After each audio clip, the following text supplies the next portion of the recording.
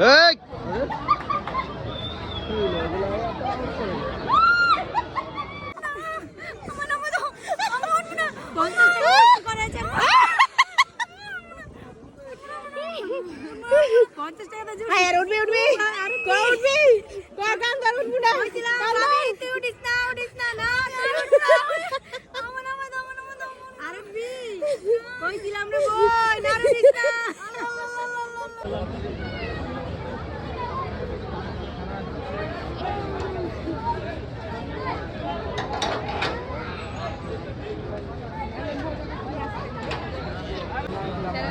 কে কে ভাবি আপনি কানলেন কে?